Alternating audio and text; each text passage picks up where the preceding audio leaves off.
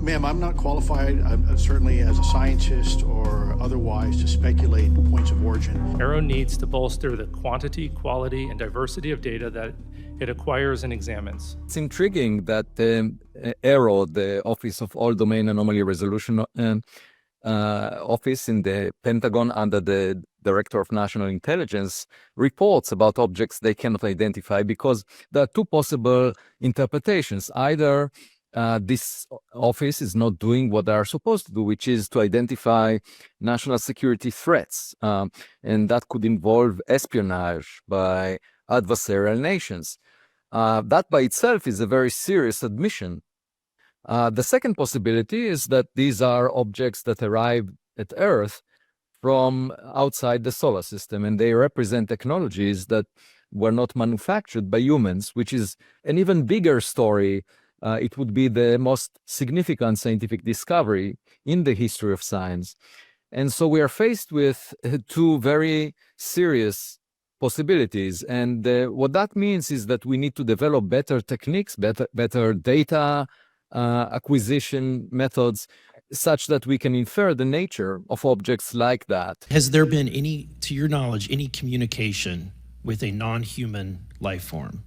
So the term communication is a bit of a trick word because there's verbal communication like we're having now. The problem is you also have nonverbal communication. And so I would say definitively yes, but from a nonverbal meaning, when a Russian reconnaissance aircraft comes into US airspace, we scramble two F-22s, and we are certainly communicating intent and capability. I think the same goes with this. We have these things that are being observed over controlled US airspace, and they're not really doing a good job hiding themselves. They're making it pretty obvious they have the ability to even interfere with our nuclear equities. Former counterintelligence officer Luis Elizondo spoke about UAPs that could move at speeds of up to 3,000 Gs in what he described as being intelligently controlled. What's your take on this, and is it a priority to take these testimonies seriously?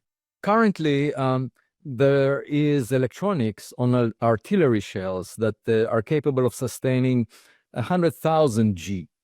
So we do have the technologies that allow very rapid accelerations, way beyond what the human body can tolerate, up to about 10 G. And so the fundamental question is whether the objects that Luis Elizondo talks about are manufactured by adversarial nations, or they represent technologies from outside the solar system. And of course, without seeing the data or the evidence, we cannot tell.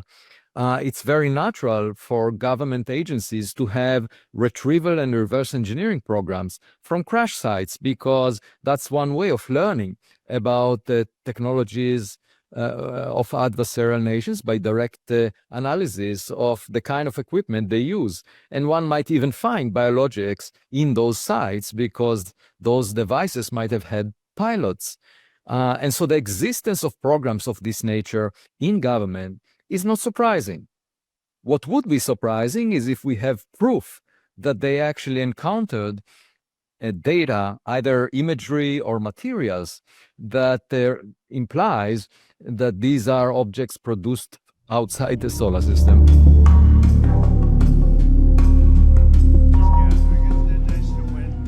It's nice to win. And there seems to be a feeling that his return to presidency could open up the possibility of UAP secrets being released in the future. The new administration might be more open to sharing information, but there is a fundamental question here. Obviously, some of those UAP are manufactured by humans, and it's probably a mixed bag, and we know of those. And then the question is, what about the others? And if the intelligence agencies are not confident that they're not human-made, they will probably not be welcoming any release of this data, because it may compromise information that is of national security importance. It's only in those cases where it's clear that human-made technologies cannot reproduce what we have, that the question will arise as to whether to share it with scientists openly, because it's a scientific matter. Government did that in the early 1970s. There were flashes of gamma rays detected by sensors in orbit around the Earth that were aiming to detect any nuclear explosions above the atmosphere by the Russians, just to make sure that they abide by a treaty not to have such explosions out there. And then every day or two, there was a flash of gamma rays detected. And at first, of course, it was classified, but then scientists in Los Alamos realized those flashes come from either the Milky Way galaxy or the universe at large. It was eventually realized that they originate from the edge of the universe, and therefore they are of great importance for science. And astronomers realize that those flashes of gamma rays actually originate from the birth of black holes in the cores of stars as they collapse. That collapse generates jets, and when the jets are aimed at the observer, they actually penetrate through the envelope of the star and shine as a bright flash of gamma rays from the edge of the universe. So we are seeing the birth of black holes at the centers of stars. And that's an example for how sharing information that was originally collected for national security purposes could be of great benefit to science. And that could happen in the context of UAP, as long as one is sure that they are not human-made. And I very much welcome any such initiative to share that information. We currently have an operating observatory at Harvard University that monitored the sky over the past year, and we just released the commissioning data from that observatory on about 500,000 objects. And we still are collecting data all the time. And hopefully in the coming months, we'll have even better data, because we'll have copies of the main unit at a separation of a few kilometers that allow us to triangulate and figure out the distances of objects, which would allow us to figure out their actual speed and acceleration. And at the same time, we're making copies of this observatory, one in Pennsylvania and another one in a third location. So altogether, we'll have 3 observatories operating by the summer of 2025. And I expect millions of objects to be monitored by then.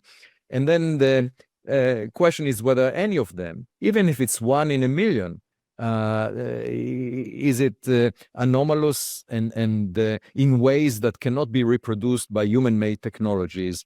And of course, if we find any, we will write a paper just about that one and share it openly with the public. And stay tuned. The future is exciting.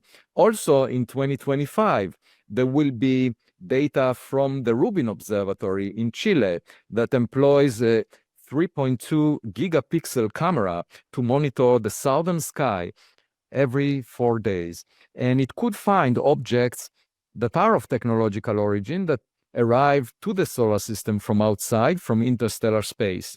Every few months, there might be such an object that would remind us of the first one, Oumuamua, that was the size of a football field, most likely flat in its shape, and was pushed away from the sun by some mysterious force without showing cometary evaporation.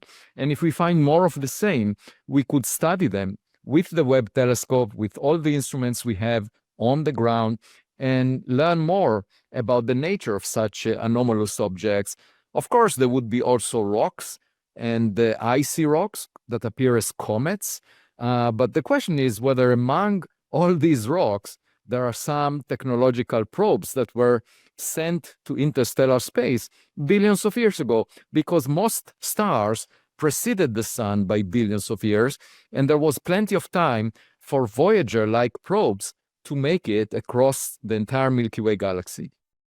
My hope is that in the coming years, we'll collect exquisite scientific data on anomalous objects near Earth, because that's the only way for us to find the truth. It's not by listening to politicians or journalists. They just talk about things they heard. But the actual evidence will be collected by scientists. And once we have good enough evidence, it will be impossible to refute it. So my hope is that we will be flooded with data so that we can tell that an object is made of screws and bolts. It's not a rock. And moreover, it was never manufactured by humans because it behaves in ways that we cannot reproduce. And that will be a way for us to learn about our future in technology and science as well. Because if we have a smarter kid on our block, we better learn from that kid rather than ignore it.